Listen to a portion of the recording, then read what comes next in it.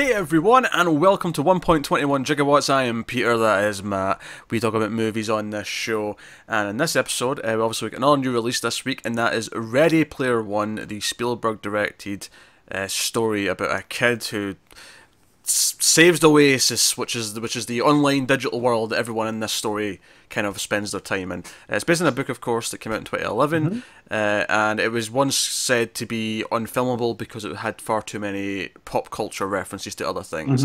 So a big part of the appeal of this story is how many things they've got in here. You see the Iron Giant, you see the DeLorean from Back to the Future, and so on and so on. So that's basically what this is. We'll start spoiler free as we always do. We'll give you a warning before we go into spoilers, but that's what's going to happen. So so it's, I basically just said what it was, but yeah, so it's a VR world that everyone goes into. It's a big MMO where everything's inside it. Yeah, so I needed this one. Spielberg's my favorite director, bar none. Top three of my he has something to do with all five of my top five movies of all time. So to say Steven Spielberg's important in my life is an understatement. So. And he seemed like the right guy to do this because having read the book, there's a lot of stuff that he's responsible for that's in there. But as I read the book, it seems like not so much. So when they're like, oh, Spielberg's the perfect guy to direct this, I'm kind of like, maybe. But it's worth mentioning, just interjecting here, that I have not read the book. So that's his perspectives from people who... You've read the book, I've not. So you're getting both sides of it. So let me put one thing to bed. I kept hearing how much of a nerd fantasy Ready Player One, the book, was. So I read it, and it took me a little while because I kept putting it down, putting it up. And when it was all said and done, I was like, man, I hope the movie's better than this. Because the book, I find, is vastly overrated. Do you know what? It's a shame that Connor couldn't be here for this, because I know Connor likes the book. I know. And Connor's actually seen the movie right now. He put up on Facebook like an hour ago, oh, I'm just about to see Ready Player One. Right before we had logged on, he just finished. Oh, did he? Okay, right. Yeah. So, go there, check his. I'm not going to ruin his take. But I've seen a lot of people going, I wish it was as good as the book. And as someone that didn't enjoy the book, I go, well, no, that's fine, because there are large sections of the book that the writer, Ernest Cline, likes to describe the rigs that they're interacting with the Oasis, or to go on these diatribes of video game history, or whole chunks of movies that the players have to act out, and that doesn't make a good movie. I don't know if it makes a good book either, to be honest, with the sounds of it. Yeah. So I kept waiting for stuff, and I had seen the first trailer before I started reading the book, so I keep waiting for stuff that happened in the trailer, like the Iron Giant, or the DeLorean in this super awesome race through the streets. And they never pop up. And I'm like, So, my hot take is this movie is far better than the book. I'll hold the rest of the opinion on the movie as we talk, but I just wanted to get that out of the way because I don't want to keep having to compare it to the book. Yeah, I get you. I get that out of the way that I didn't enjoy the book that much. They're the characters I enjoy.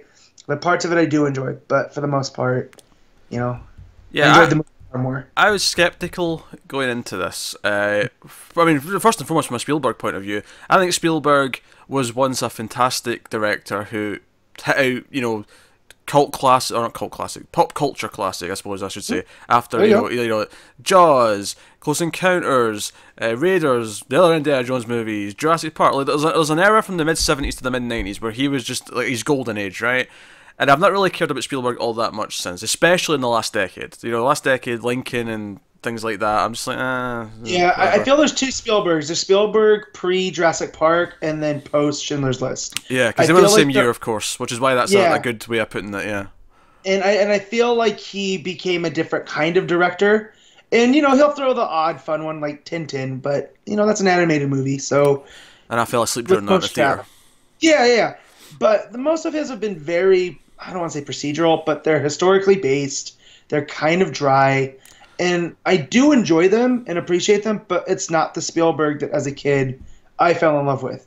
So the idea of him returning to that with Ready Player One was all I needed. But here's the thing. So I was skeptical for that reason. I was skeptical because, honestly, I look at the concept of Ready Player One, and my biggest concern, my biggest worry is, this is just going to be, hey, you recognise this thing, you recognise this thing. We don't have to actually have a good story, because we're just going to like disguise ourselves with all the cool pop culture references that are going to make you go ooh and ah, and we'll hide the fact that everything's really thin behind that fact. That's what I was concerned with going in. I really was. And having seen it, having now seen Ready Player One, my opinion of it is this weird murky place in the middle that I don't even like. I mean, I would go as far to say I definitely didn't like it. I didn't hate it, but I didn't like it either. But to me, that's far worse. Being in the middle, being in the breakers versus the waves of the shore, because like we hated Batman versus Superman. Oh shit! Like, yeah, despite it would have been far worse if we were like, oh, that was a movie. Yeah, you know? yeah. Because ultimately, it's funny because you at one point you just said there that Spielberg's movies now feel procedural, and that's kind of partly how I feel about this. Is that it feels so paint by numbers. I don't feel there's any spark of like genius or creativity going on here. It's just kind of like it builds up. So some things that, I mean, some of it's purely down to taste. I despise how this movie looks. I hate the CG in the Oasis. I hate how the characters look. I just think it looks ugly. Now, it's subjective. Like there's nothing you can do to argue or like against him for that. No, I know. I'm just gonna pick your brain on that. Yeah. Would have you rather have been more photorealistic or more cartoony?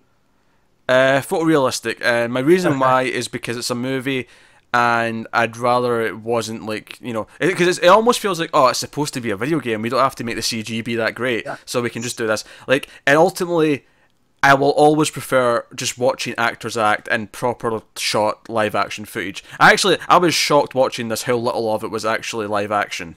Yeah, because I had heard that this was more, it takes place more in the real world, and then as I'm sitting there watching, I go, oh no, we're in Oasis a lot. Yeah. So that's weird. Now that's not to say that it's always a death, because obviously the same argument can be made for Avatar, is the big one that I think of.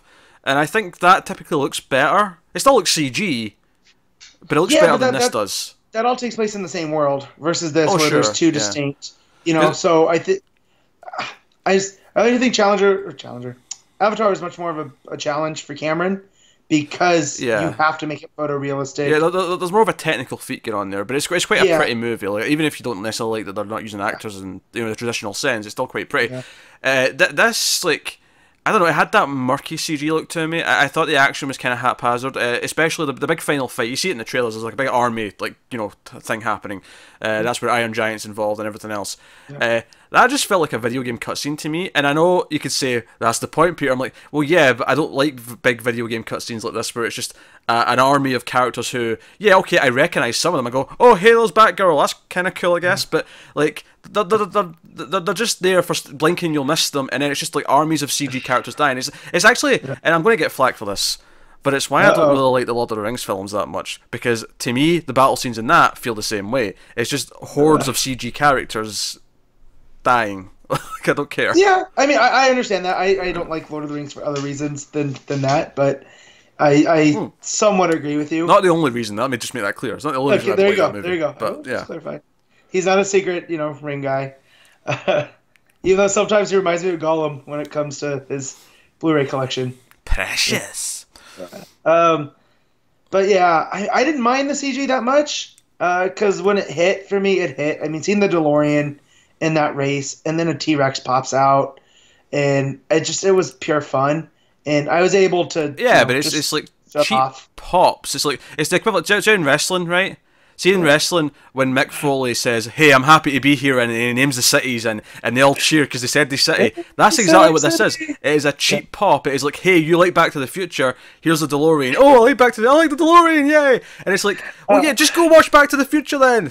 Yes, I know, but I still have yet to see Back to the Future on the big screen. So the fact that every time this trailer came on, and I got to see the DeLorean pop in with the music from the trailer, it made me misty-eyed. Like, it... Because here's the thing. There's a couple of references that I think work well enough. And I'll save them for spoilers, but there's a couple that work well enough because they actually devote time to them and what they mean to the... Because the whole thing, of course, is you get... what's his name? Halliday. Yeah. who built the place, right? And the whole plot of the movie is that he's passed away, but as a sort of an Easter egg inside the game, he's like, okay, whoever solves my game by getting all my keys that are all hidden in these different challenges throughout the world, gets my fortune, gets the rights to the game, you get to control Oasis. That's obviously why the evil company IOI is like trying to like win it themselves, because they want to like control, they're a corporation that wants to control it and blah blah blah. Right, so that's all going on. And I thought, okay, right, so the whole point here is that these are all things that meant something to this guy, right? And I'm like, okay, the ones where they actually take time and focus on entirely, I won't say what it is yet, but there's a section in the middle where it's inside a movie.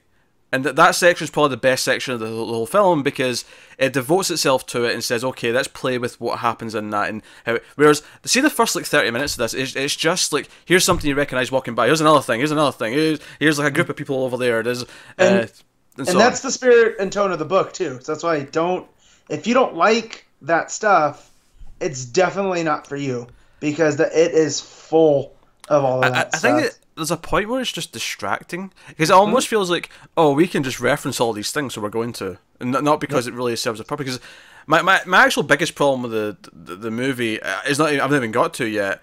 And it's actually, I feel like it doesn't really commit to what it wants to be. It kind of mishmashes like 3 or 4 different ideas together and doesn't really commit to any one of them. Because I thought going in, okay, maybe it'll be... When I say going in, what I really mean is in the first act. When I was watching it, the first act, I was like, okay, so maybe this is going to be the story of how this guy, this rich guy who made this, the Steve Jobs, if you will, he was very lonely, but pop culture filled his life, and it was going to be a love letter to art and what it does for people. I thought, okay, that's the sentimental Spielberg that I can see it going towards the end, right? And it kind of hits on that a couple of times, but it doesn't really go down that path. And then there's the other side, is like, well, no, he ignored his real life, and the ultimate message is going to be, we have to not ignore our problems. Because one of the first lines in the movie, when what's his face, Percival, he's narrating at the start, and he's explaining. That's the other. There's a lot of exposition just to explain what the hell's going on. But and through the book, it's seeded throughout. So and you don't want to do that in the movie. So you need to front load it. I expected it, but it was a bit clumsy. Yeah, how they front loaded the exposition. Because he's describing stuff, and the way he describes like the world all using Oasis, he says, "Oh, like a lot of bad things happen, and then people started surviving their problems rather than try to solve them." And I thought, okay, so the point of the movie is going to be that everyone has to realise, oh no, we should stop spending time in the game and actually start actually building the real world again and making life better. Stop ignoring their problems. Okay, that's also a good thing to make the movie about. And it kind of goes, again, it hits on that a little bit, but it never really commits to it and goes down that path. And then the other side of things where I thought, okay, maybe it'll go down this path is, you've got the evil company and they want to like take the game and like monetize it and put in adverts everywhere and control the whole thing, and it's going to be freedom versus corporate greed. And again, it's there a little bit, but it doesn't really go far enough to really sell why this is the worst thing ever. This was actually one of the things I was speaking to Connor before he'd seen it, obviously. My biggest problem with it was that I felt like it was unfocused in what it was actually doing. And when I said most of my problems as to why I didn't really buy the threat of the movie, he basically said, he started saying, yeah, but what about this? And I'm like, that wasn't in it. And then he says, what about this? But that's not in it either. And he kept saying things from the book, and I'm like, no, none of this is in the movie. That, like, because my biggest thing is that I don't actually care that much when we're getting to the third act. I don't actually care that much about them saving the Oasis, because they never actually do enough to tell me why this is that important. And see, this is where my I guess a contrarian view comes, where I don't like being told what to do. Like, and I know at my age I should just get over that, but so the fact that you have this company coming in and being like, no, we're going to do it this way and we control everything, that is still the worst villain you could create for me, I guess. Sure. Like, I'm not saying that, like, because the way it feels like in the movie is that it feels like they're coming to put microtransactions in our game. So this is the other thing. As someone who plays video games, there was lots of things really early on that I was like, oh, I'd hate this so much. I hate this. You have currency, and then when you die, you lose all your currency. I'm like, oh, this is everything I hate about gaming. But but basically, they're going to come in and put in the loot boxes and put in the adverts, and we're going to take it over. But the movie never really sold me in the idea that it was anything more than that. Because as much as, that's shitty, and I sympathise with the people who enjoy the thing, like wanting to keep their thing the way it is, The movie's told me that everyone wastes too much time in this game and doesn't solve the real world's problems. And it also never tells me why the Oasis is important in the grand scheme of things. Connor was telling me that in the book, like, most people have jobs inside the Oasis, that people go to school inside the Oasis, and it's like a functional... doesn't touch on those. Like, that was the first big digression I got. I was like, oh wait, we're not getting his school life where he has to, you know, because you find out early in the movie, he doesn't, you know, use the Oasis in his home. He goes to this little hideout, and that's because he has to go to school. Everybody that, you know, can't afford to go to a school in the real world logs in and does online school at the Oasis. And he has to be there, you know, and that factors into later on in parts. Yeah, but they didn't touch on that at all. Like, you hear the name of the planet, Udis, but it's not there. It never sold me on just why this was like that big a deal. Like, because by the end of the movie, like, you're in this big fight, armies and all that, and I'm like, and he's giving speeches about rallying everyone who's inside the game. Like, come on, let's come and fight for our rights and stuff. And ultimately, I could feel like, yeah, but it's just a video game. Like, you know, first world problems and all that. Like, so I'll devil's advocate you here, because I kind of agree, but again, the story did work for me, because anytime a big corporation is putting people down, I'm just like, yeah, screw them. I'm instantly invested. But with the Oasis and what IOI represents, wanting to shut it down, not shut it down, but be the sole proprietor of it. This is a thing that in this world where people live in stacks of trailers, you know, that's how bad life's gotten, that this is their one thing in life that makes it worth doing, you know. And yeah, it can be just a video game, but as you said, when you die in the game, you lose everything that you worked for. So now it has become, you know, their life's work or in these characters, and whether that is good or bad on the outside life, I mean, a corporation coming in and trying to resell you your entire life, that's just something that I was just like, oh no, I'm in on this. Yeah, I think because the movie did nothing but paint it as something these people should all give up. All it's doing is tying them into this thing, this currency. It's controlling their lives. Because at one point, like, his step uncle, because he's living with his aunt. Yeah. Is like, you know, I've lost all of this month's rent in the game. I'm like, well, yeah. All it was telling me all over the course of the movie is that this is something they should all give up. At the end of the movie, I mean, we're not in spoilers yet, but I'll just say it doesn't really commit to like solving it either. It's just kind of a half measure. Everything feels like a half measure. Like, it doesn't really commit to any one kind of point, and I don't know. Yeah, I guess I can just describe this as a magic trick where, in the moment, I don't care how it's done. I'm just mystified. Like, holy crap! How do you saw that woman in half? And then when you stop to think about it, go, oh, she, you know, probably wasn't really in that box, and that probably wasn't a real saw. It takes the magic out of it, and you're kind of like, oh, okay. Yeah. Well, I think that's the big thing for me. For the magic just wasn't there for me at all, because it was just, I was watching a CG army, and it was just kind of like, you know, nothing's really. Yeah, you're describing how I feel about video games, where I'm just like, yeah, okay, guys, like, that's cool, but you wasted, you know, 48 hours on this game that you might never play again. Like, I don't know. So. Oh dear. So also here's a weird thing. This movie has 2 English actors with horrible American accents. I don't know why they just didn't let them have English accents. Simon Pegg's in this, and he's got an American accent, and it sounds weird. And then Hannah John-Kamen is in this, and she has an American accent, and it sounds weird and off. Who is she? She's like the head of security for IOI. Oh, yeah. She has that ridiculous name. I can't think of it right now. Oh yeah, it was Finale Zandor. Yeah, like finale. Like finale, yeah. Yeah. That said, Olivia Cooke and her acting, I think, I know this is a bit of a digression. Even as Artemis in the Oasis, I really liked, you know, the presence that she brought. Oh no, she's good, and that's actually one of the problems of the movie is that everyone's more interesting than the main dude. Yeah, that's and again, he's such a cipher in the book. Like, I get so upset when people bring up The Force Awakens and that Rey is a Mary Sue, and as I'm reading Ready Player One, I was like, oh no, this is what a real Mary Sue is, guys. Like, read Ready Player One. I've also heard there is nothing the character can't do. Yeah, I've also heard the book's quite sexist. Like Artemis is basically his prize in the book for succeeding. Yeah. And it's like, oh, come on. Oh. Yeah. That's why I like the changes that they made, ultimately, and I feel like this is the better version of that story where I can enjoy the story in this form, but like not in the original because it is very problematic. Yeah, well, this is the thing. Like, I feel like she's far more interesting than he is. Like, he just sort of stumbles around and he's like, bland, generic guy. Finds it. Yeah. Yeah. And it's like, well, there's more interesting characters here to Yeah. do. It's also really convenient, despite the fact that they're all in an online game world, and they constantly talk about how we could be anywhere, we could be anyone, but they all happen to live in the same city, give or take. Yeah. That's handled better in the book, but again, it takes so. The book sets things up so drastically that you're like, this is why it was claimed to be unfilmable. And it's not just because of all the pop culture stuff. The story pieces that Klein chooses to use are just so far fetched. You're like, well, did you think about that before you put it in there? Like, so. But yeah, I'm trying not to spoil too much. Yeah, and again, I'm trying not to compare it to the book, but I feel like if I didn't read the book first, I would be much more in yours. But because I want it to be better, I'm looking past a lot of the flaws because it was more enjoyable.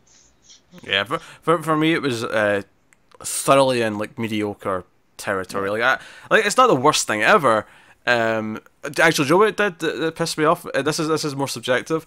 Is that it blue balls me on the Back to the Future theme, because when he's driving in the car, the music kept feeling like it was about to go into the main theme from Back to the Future. It kept almost doing it. It kept like you could hear little bits of it coming in, and it just never did. You did get you got the little sting, the little do do do do do thing at one point, but that was it, and it blue balls me so much. There's another one that I'll mention in spoilers where it did use the music from something, which did make me fist pump. I'm not gonna lie. But again, it's a cheap pop, so. Yeah, and that's it. That's this movie in a nutshell. It's a cheap pop, and you either can lose yourself like people at a wrestling show do, where like, yeah, I understand that it's stupid, I understand what they're doing, but I'm here for a good time, and that's I think more the my side I was in, because I've read so many articles how Ready Player One doesn't understand pop culture. Ready Player One might be Spielberg's worst movie. Ready Player One doesn't understand nerd culture, and I'm just like, guys, like. You don't think this was supposed to be a treatise on all of those. It's just supposed to be a fun movie. That's why it was released in March. So... I mean, I can't really fault them for wanting more out of it, because I feel like there's potential to do more with it. And I don't even think it's that good, though. It's just a fun movie. Like, I think it falters on, I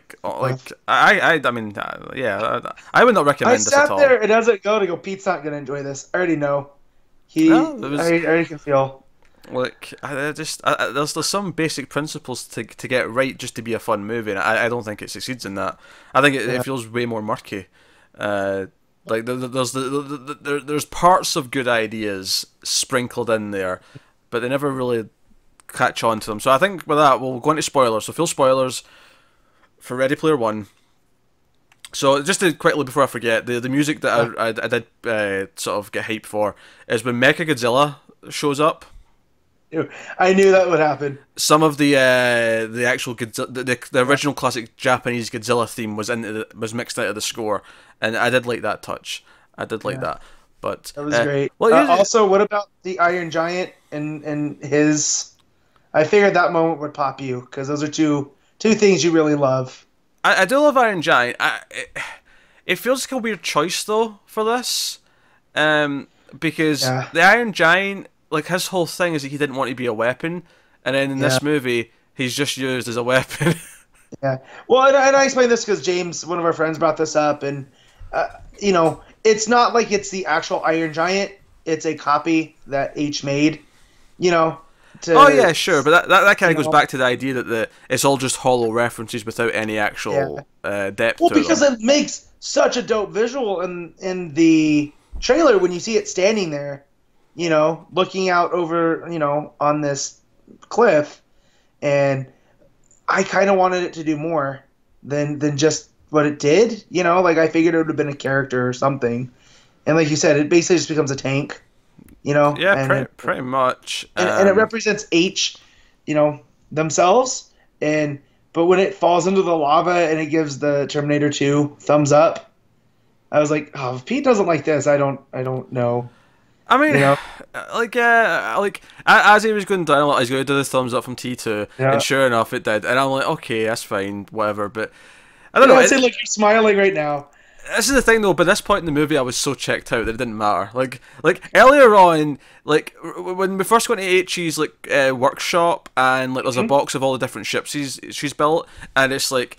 Oh, the Galactica. Oh, the thing from I can't remember the name of the ship, but the thing from Silent Running. Oh, also there was another one, but it was like oh, it was Aliens. It was Sulaco from Aliens, Yeah. and I was like, okay, I don't often hear a reference to Silent Running in my movies, so this is kind of amusing. There's a Buckeye Bonzo reference at one point. Yeah. Yeah, because he wears the suit, and there was in the book he has a Serenity class ship. One of the Fireflies. I'm not gonna lie, there was a moment when the Asian kid came in, Yeah. in the final battle. It looked kind of like it was going to be a Firefly class ship, and I was like, oh, okay, that'll make me smile if it is, and it wasn't. It was kind of similar. No, and I was disappointed in that because I kind of wanted to see Firefly. That wouldn't matter. Like, this is the thing. Like, even when it's doing reference to things I like, it's still pretty hollow because it's not really. Like, I think the Shining one works when one of the games is they have to go inside the Shining. That worked because part of the joke of that was that H didn't like horror movies, so she hadn't watched The Shining. So the joke during that whole section was that she didn't know what was coming. So when the pretty naked lady gets out of the bath, like she's like, oh, okay, I'll go with this. And I love that everyone in the audience who has seen The Shining is going, no, no, no, no, no, no. You know, me and my wife included. But H has no reference for it. It just keeps going. You know, and like you're bringing up Room 237, and like you're just seeing the set recreated, like that. Like I feel like the story would work better, and it feel less cheap if instead of just littering it with hundreds and hundreds of references, boil it down to just the few that mean the most. Yeah. You know, have The Shining, have whatever the final bit's going to be, which in this case is like it's all Atari games, so they're in playing Atari games, and ultimately it's like finding the first ever Easter egg in a video game, kind of thing like that. That's ultimately what it ends up being. And okay, that's all fine as an idea, but I don't know. I just the rest of it just didn't work for me all that much, and there's certain things that don't make sense to me, like. So, the reveal that Simon Pegg was actually the robotic butler inside because one of the big plot devices in the movie is that Halliday has like a museum with all of his memories in it, and they can go and watch his memories and stuff. Yeah, and that helped because again, that's all exposition that gets seeded out through the book because it's all third person or first person storytelling. So he goes, oh, and then I went to my journal and remembered. So this offered a device where they can show you instead of tell you, right? Because that's what you always want to do in a film. So I liked that. But this is where a lot.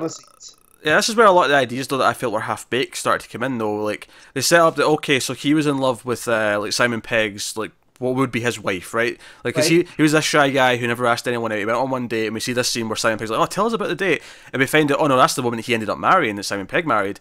And it was all like, oh, did he like not take the chance and try and like reach out to her and actually like progress the relationship? Is that his biggest regret? And I thought, okay, right, so we're setting up this idea that he maybe has regrets, and obviously his friendship with Simon Pegg eventually fell apart because of everything that's happened. So okay, so we're going to analyze that. And they mentioned at one point, oh, because she died later on, and that was like a source of sadness. I felt like the movie did almost nothing with this. Like, you see in like one moment that she died at some point, and it's never really brought up again. Yeah, I felt that they wouldn't have touched on that because it comes into play during the last section of the book, where he finds the Easter egg, but it's more layered because as of all the gates are more layered. But other than that, it doesn't come in. So the fact that it didn't come up as early as it did, I thought, why is this even in here? And then they did try to make it work. I feel like they tried some of the stuff. And I'd rather have something try and fail than them not attempt it. By that, the key to that being the Shining scene, where they went on their date, and that's where it factored in, versus being this small thing at the end where he uncovers the egg because of the name, through that. When Simon Pegg shows up at the end, like I had like, okay, so first of all, you've been this robot inside the thing like for the last 5 years. That's kind of weird. Secondly, like okay, you're here now. Like, did you make up with them then? Because now you're like helping like take care of the game afterwards and making sure these people who are supposed to get it. Like, are you helping with all this? Were you friends again? Like, it never really goes into like that. Or see, I took that as he wanted to make sure the game was fair. That's what Halliday wanted, and that's what IOI represents that they're basically cheating, right? They have this army of people at their disposal to constantly hunt, and they're trying to give themselves an edge. Whereas what Ogden Morrow represented was, hey, I knew Halliday. I can't actually hunt for the egg myself, but I'll try to make it fair for everybody. And that's why, so him and Halliday might have had a fight and a falling out, but he still wants his friends or his former friends' dream to exist as it should, not be corrupted. Yeah, you're getting a lot of this. I'm not sure where you're pulling it from. Because in the movie, he just shows up at the end and is like, "Hey guys, sign the contract." That's the point of him being the butler. Is he's operating as that character. He's curating that museum of Halliday. It just, I don't know. It felt thin and underbaked to me. It felt like they didn't really do something with it. It's like they had all these ideas, they threw them all at the wall and just left them all in there without actually making sure anyone was developed enough to actually go through the whole movie. I feel that's part of the problem with bringing the writer back as the screenplay. Like, yeah, he worked with Zach Penn, and Zach Penn's a very accomplished, blockbuster screenwriter, but I feel like Klein was too precious with a lot of these things, and that's, I feel like, yeah, you get a little bit of this and a little bit of that, and I wish they just wouldn't, because that really, I've only found that works right now with J.K. Rowling doing the new Fantastic Beasts movies, where she's created this world, but she's creating something new as well. So instead of doing books, she's doing the movies. But yeah, I get what you're saying there, where it's underbaked and underbeat. But yeah, I have nothing. I'm trying. And here's another thing. So at the end of the movie, when he gets control of it and he says, "Okay, me and my clan will share the Oasis. It won't just be me on my own. And we have to do it as friends." I'm like, okay, right. And then he's like, and he explains at the end, "Oh, so we did these changes. We made sure that you couldn't cheat anymore. We made sure this, blah blah blah blah." And he's like, "Oh, and one last rule we put in that wasn't very popular. We turn off the Oasis on Tuesdays and Thursdays because real life's important too." And all I could feel like, this feels like such a weird way to like make your point that, oh no, real life's important, we have to like actually not ignore it. I'm like, oh, so it's off on Tuesdays and Thursdays. Oh, that's like, it felt like, oh no, well, it's a little band-aid, just a little bit, like, I don't know, I feel like it had no impact. At the end of the day, the world's still screwed, and it's still in this place, but these 5 characters are now sharing $1 trillion, right? So they can do with it as they please, and I feel that got lost in the ending, because it goes into the Spielberg sentimentality. Yeah, I feel like, but again, I feel like they don't even react as if they've just gotten rich. There's like none of that there. You could almost forget that they were getting all that money if you'd forgotten about it in the movie. Yeah, and it feels like that. And again, it's that magic trick where it's exploiting points of logic. At this point, I'm invested in him bringing down not just IOI, but Ben Mendelsohn's character, Sorrento. And his character, just because, goddamn, Ben Mendelsohn's great at playing a villain. And his relationship with Artemis and what that means, because that was another change that I did like, was she's actually kind of running this rebellion under IOI. On that subject, actually, so remember how we were talking earlier on about how I don't like the look of the CG and it could just be live action? At one point in this, they actually trick Mendelsohn's character into thinking he's in the real world, but he's actually still in their version of the Oasis. And I'm like, that's problematic. Why doesn't it all just look like this then if it's this realistic? Yeah. Crap, I forgot about that. Pete, you're making me like this less. I don't like doing these sometimes. I'm sorry, but it really bugged me. I'm like, why doesn't it always just look like this then if it can look this good? Yeah, that's true. Because that was a nice change. I like that, because there's a total WTF moment there, and you see that Sorrento, because he's old and not quite this generation, he has to write down his password still, and Z sees that and they exploit it in that way. And I was wondering how that was going to come back, and it's a fun moment until you realize, okay, why does everything still look like this? Because you'd think that Sorrento's exactly who he wants to be in the real world, so why would he change the way he looks in the Oasis at all? You know, why would he go into that character editor and change it all? But Yeah, uh, just to there's a bit more cynicism here, but the whole thing at times felt like an advert for VR. I like see that opening stuff where like he's coming down all the stacks of houses and we see all the windows. Everyone else is wearing a VR headset. I'm like, oh man, Sony's rubbing their hands together at this. They're like, oh yeah, sell that VR. Let me make it look great, make it look fun, do it. And someone that has gotten sick in VR, I'm like, no, please don't let this be the future. Yeah, I'm still very analog with everything. You know, I still like my physical comics and whatnot. So I wasn't feeling that, and then obviously all the talk of like buying things in game with real money was bugging me because I hate that in games. In fact, at one point when they went to like the gamer alley and it's like it's like Halo, Overwatch, Borderlands. Yeah. I was like, well, this is kind of weird because like this is all stuff way past Halliday's time. Like everything else he's referencing is all from the 80s and the 70s. You know, there's all your Spielberg movies, your Star Treks, your... Yeah, but so he was a forward thinker too, in that, you know, the Oasis is an open coded type thing, so you can, outside of the game, you can change stuff, and, you know, as new things come into being, you know, it allows for these. But it's also, that was Halliday's sweet spot, but I feel like he was also a big fan of pop culture just in general, so he... You know, up till he died, he was involved in all these things. I think there's this weird point where some of it started to just genuinely feel like product placement. Yeah. Where it was like, okay, this is not for a reference. This is just like, hey, this is a movie for gamers. There's all your games you can check out. Go buy an Xbox One so you can play your new Halo on it. Yeah. Like, you know, I was getting those vibes from that scene. And I said this as someone that watched Tomb Raider a couple weeks ago, going, this made me want to buy a PlayStation and play out through the game.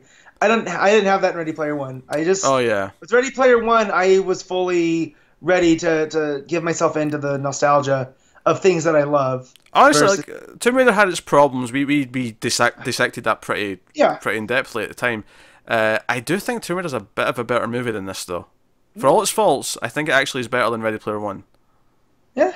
Well, I mean, I think it comes down to taste, though, too. Not that I'm arguing one's better than the other right now, because I'm on a streak of three in a row movies that I've enjoyed. That doesn't happen too much anymore. So, you know, but yeah. So I just, when it comes to games, it's kind of I left this, and the one thing I didn't like was how much it made video games seem important to culture. Whereas I don't feel that right now. I feel like people like video games, but as someone again that's stepped away from them.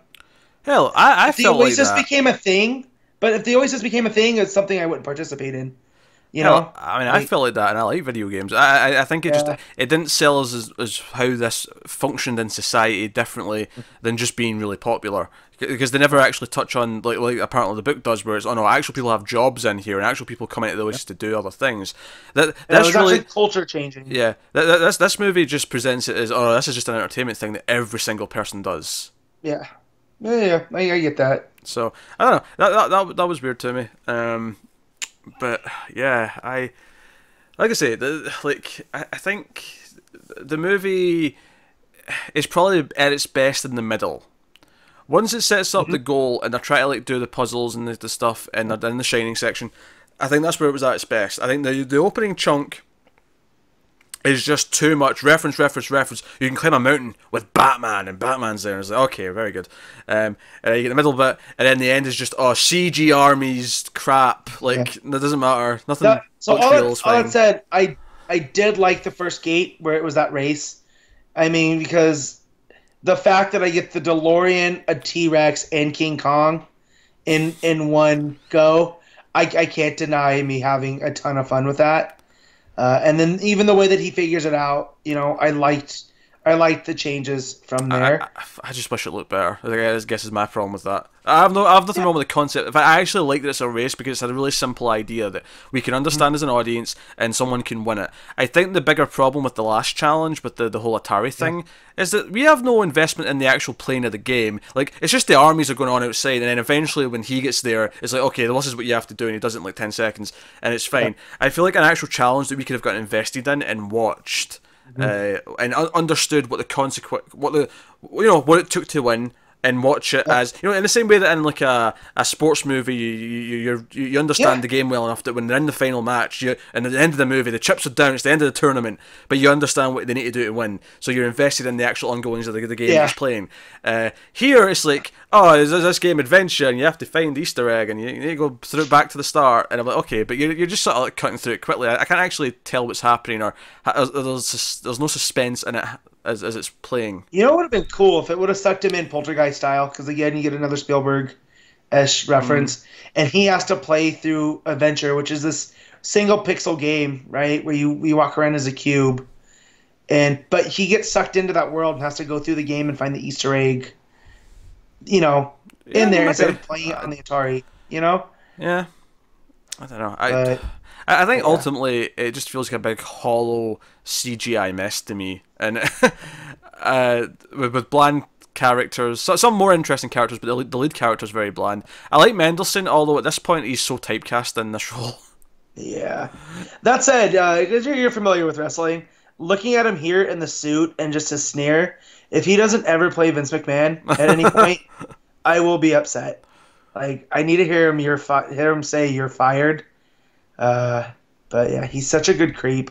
I like Olivia Cooke. She's in danger of joining my favorite actresses that I'm You claim I'm unhealthily. You mean that creepy shrine you've got in a closet somewhere with candles? It's not in the closet, Pete. It's in the hutch in the living room. It's not. You've got the photo of Chastity and the photo of what's her face from Game of Thrones, Sophie Turner. No, she's been replaced. We don't talk about her no more. I have evidence of you vandalizing a stand-up of her in a theater. It was not vandalized. I took a very nice picture. It's fine. Yeah, an arm went missing, but yeah, it's fine. That wasn't for me. It was like that when I got there, and that's my story. And I know how that sounds just now, but I just, she was so good, and I'm changing the subject. Dang it, she was so good in Mean Earl and the Dying Girl, and she's great on Bates Motel. I've seen the first episode of that, but yeah. So I've seen the first season, and she's fantastic. I haven't seen Thoroughbreds, but I hear good things about her in that. And then throughout here, whether it was in the real world or as Artemis, I feel she's the strongest performance. The lady that played H, I thought was pretty good. She's from the Aziz Ansari show from Netflix. What do we call it? Master. That's the one. She's in that. Yeah, I thought she was real well playing like that best friend buddy type. That even in something's up just with the oddness of the voice of that character, but I liked her. But yeah, like you said, the main guy, he was Cyclops, right? Sheridan. Yeah, in the last X-Men movie, yeah, and presumably the next one as well. Yeah, they got delayed. I guess he just has to play, these vanilla type characters. I don't know. Yeah, I assume you appreciated the Clark Kent glasses joke. Oh, I love the Clark Kent glasses joke. I like the. Halliday's favorite quote being from the Superman movie, from Lex Luthor about all that. So yeah. There's things that really sung for me, but I guess I can just keep going to a magic trick. Like, I was so mystified in the moment, but when I stopped to think about how it's actually done, and I'm just again happy that it was a fun Spielberg movie. So I haven't had one of these in a while, and not even Crystal Skull was that fun. And I'm a defender of that movie. And like you said, you fell asleep during Tintin. I haven't gone back to Tintin. Yeah, I fell asleep during that. Since the theater. And then all his other stuff, Lincoln, I can appreciate them for what they are, but I don't need to revisit them ever. Like, I don't get the hang. I mean, there's cameos from Freddy Krueger, Jason Voorhees, and Chucky in this, and I feel like that's supposed to speak to me. And the Chucky moment was kind of funny, but like... Yeah. It wasn't like. Again. I did like The Shining because, in the book, they go both into Blade Runner and they go into War Games, and they have to basically mimic the movie, and that's how they defeat those. Which again, that's unfilmable. So what they did here with The Shining, where they had to go in and play through it, but not exactly do all the lines at the right time and be the characters, I thought was pretty smart. Yeah. And the fact that we know that Spielberg really admired old Kubrick, that was cool that he got to go and into that. Yeah, obviously there's a lot of DC characters. Obviously, this is a Warner Brothers movie, so Warner Brothers movie. They're allowed to use DC and Warner Brothers characters. So there's there's Harley Quinn at one point. Although interestingly, I thought they picked her Arkham Asylum from the video games look. Yeah. So I mean, I guess that's a nice. Yeah, touch. but Deadpool also pops in there, right? You see him walking around. I think that's Deathstroke. I actually think you're making a mistake. That's Was Deathstroke. it? Oh crap! Well, I wasn't paying much attention to that as they're walking yeah, by. it's when he's walking into the club and there's I'm pretty sure that's Deathstroke that walks. Oh, okay. Maybe I'm wrong. Maybe everyone else saw Deadpool. Maybe it's just me, but I thought it was Deathstroke. To be fair, early in those characters' careers, they were basically the same. Yeah, they were. I mean, They Wade look very Wilson, similar. Slade Wilson, But I also got the Deadpool 2 trailer right before the movie started, so I might have been just primed to think Deadpool, not Deathstroke. Me and Connor were laughing actually because we were reading John's Teen Titans, and Deathstroke's brother is Wade Wilson. Yeah, I was like, oh, that's really funny. Well, I mean, and that's where Liefeld got the idea for Deadpool. I mean, even that name, he was the mercenary, and his first appearance isn't at all close to what he becomes. So, it's just one of those things that it's art imitate, parody becoming its own thing, I guess. But yeah, I'm just happy I had a good Spielberg movie. Had a good time with it. These sentences are not computing with me. For me, this is just further proof that he's not got it anymore. But yeah, he still has a Robotech movie lined up, and I can't say I'm excited for that at all. Well, he's doing Indy 5 next, I think. So.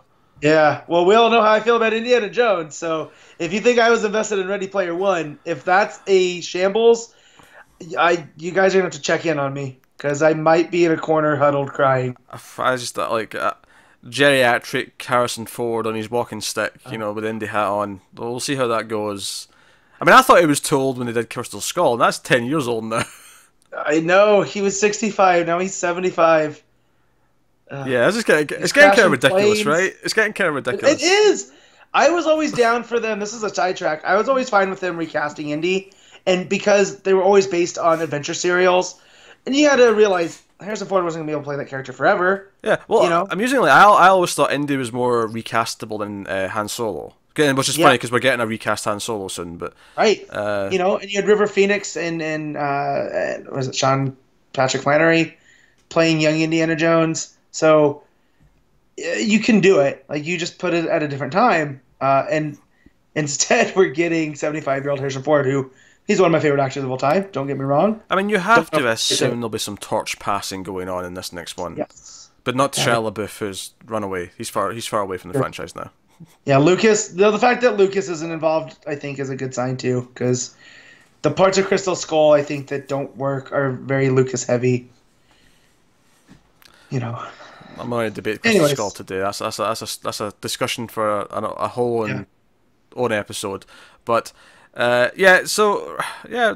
Ready Player One's kind of mediocre, weak and thin and hollow, and doesn't really decide what it wants to be. It hints at lots of possibilities. There's lots of things that it could have been about. From the first half of the movie, I'm like, okay, it'll either be the sentimental approach where pop culture saved this guy's life, or it's the opposite where it's a really cynical approach where he obsessed over it and that made the rest of his life miserable. And that ties into the world right now because they're ignoring the world's problems and they're just spending their time in the game. And I never really feel like it really committed to either of those. I'm like, okay, you can make this a story about how they're just trying to take down the corrupt company that's trying to take over the game, but I never really felt they sold me on how evil they were either. I mean, I know there's like a moment where Cooke's character's like, oh yeah, they basically killed my dad by working him too hard, and I'm like, okay, sure, yeah, they're awful, but in this world too, IOI has made it legal for indentured servitude again, which we all got rid of in the 1700s.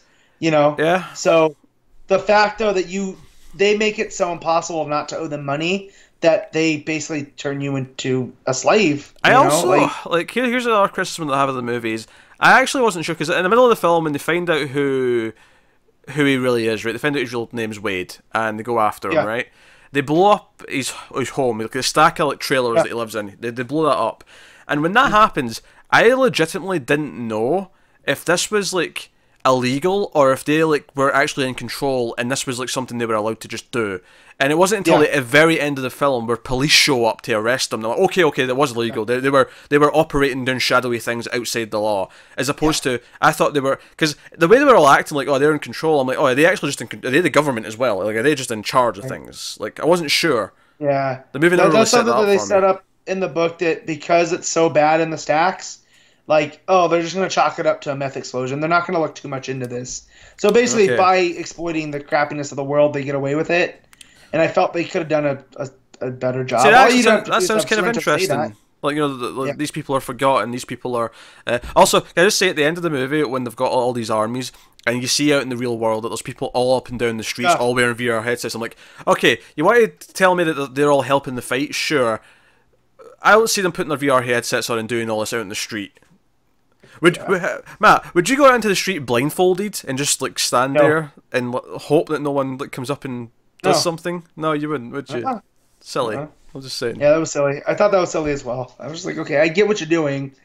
Like, the streets should have been better for me with the streets are just bare. Yeah, empty, yeah, because everyone's inside doing this, because everyone's inside doing their part to take down ILF. And you can show that. You can show them looking around the street, seeing why is it so empty, and then cut to a lot of those window shots of them all in their houses, you know, punching and kicking and doing whatever. Yeah. There you go. Easy. I don't know. Yeah. I thought it was weak sauce. Ultimately, that's my summary. So I guess we'll get on to rating the movie out of 10. Unless there's anything else, Matt, that you feel like I've skimmed over and you want to. No, you're fair. You're ruining my enjoyment of it. But it's fine. Right? How dare you shine a truth light? Do you know what? It's funny because I saw you liked it before I went and saw it, because you saw it the day before I did, and I went and I was like, okay, Matt liked it, but I don't know if that means anything in this case. Yeah. And I'm like so far into it, I'm like, you know, I'm starting to really not like this, and I think I'm gonna have to fight with Matt. Let's not forget my number 3 movie of the year was Kong Skull Island, and I understand full the flaws of that movie, but yeah. So, oh god, no, Matt. If nothing else, you don't waver. You're you. I don't. That's it. You don't pretend you're anyone else. I'll make fun of you for it, but I'll applaud your... and I fully expect it. Yeah. I've been dreading this day since Saturday, but because I thought you were just going to be all doom and gloom, and this was terrible, and, you know... I think I presented my points in a nice, civilized, jovial manner. And you did. It wasn't just I didn't like it because it was boring, and I thought that's where I was going to get with you, but no, it was... I mean, I think I was bored by the time I got to the end. I think by the time we got to the final fight, I was just bored of the big... you know, action going on, because it was whatever. I was worried I was going to have to get my shield and hammer and defend this but the fact you were just like, oh no, I have valid points, and it makes me think about, oh yeah, that was, you know, oh no, that was a problem. Okay, yeah, that was a problem too. I can't deny these things, you know, I am level-headed. And Waithe is just such a bland character. I don't give a shit about him. I walked away liking Artemis so much more, and then in fact I went to the mall, and they were having sales on Funko Pops, and I haven't bought Pops in forever. And I had the opportunity to get a Infinity War Thor or Artemis, right? And I was like, yeah, I liked Artemis so much, but, you know, nothing outranks the Odin Son, as far as I'm concerned. So I put the Artemis back. And Superman. No, come on. Yeah, but I have all the Superman Pops, as you can see. I own them already. Yeah, so I don't have this Thor one yet. But I guess that's how I feel on the film. Overly, like, yeah, I came out of it like, yeah, this is awesome. But given something else that I enjoy more, it's going to go to the wayside. Yeah, I don't see me ever watching this again. I don't think this is going to have that much of a shelf life. I actually think it's a really weird movie in terms of who it appeals to. Because... on the one hand, it's got all these references to things from the 80s, so older people like it, but I feel like the story's more younger aimed at. It's weird. Yeah, I'll let you know where my brother comes in at, who's in the younger demo. There's 8 years between us. He's heavy into, like, the first-person shooters and stuff. That's his jam. So I'll see how he comes out of this. He could end up loving it. He didn't stop talking about Black Panther for 3 weeks, though. So I know his tastes have leveled up, if you will. Oh, that's nice. Yeah. And to be fair, Black Panther also had a really shitty CG final fight. Like, I'll call it out for that, because that's worth calling out. Yeah. But this was like 30 minutes of shitty CG army fight thing. Gotcha. Oh god, I'm so bored. I mean, I got a little excited with Mechagodzilla because I like Mechagodzilla, but that was about it. Anyway, so we'll rate it out of 10, Matt. What are you giving it? So I came in with a higher score, but you've beaten me down with the stick. And ultimately, I started at an 8. And as we've gone, I've removed points. So I'm at a 7. I'm still going to give it high marks, but not as high as... Yeah. All right. Yeah, I think ultimately you may actually think I'm a bit higher than what I was probably going to give it, but I think I'm landing on a 5.5. I think it's thoroughly in that middle mediocre. It's competent to a point, of course, because Spielberg's not an idiot, but it's just everything's undercooked. It's got a couple of fun references, but ultimately it doesn't really feel like it's about much. And at the end, I was just kind of like, oh, okay, and I was bored at times and whatnot. So.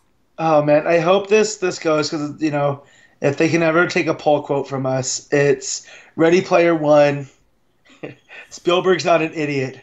Peter Bradley, 1.21 gigawatts. Oh my god, I want to see that.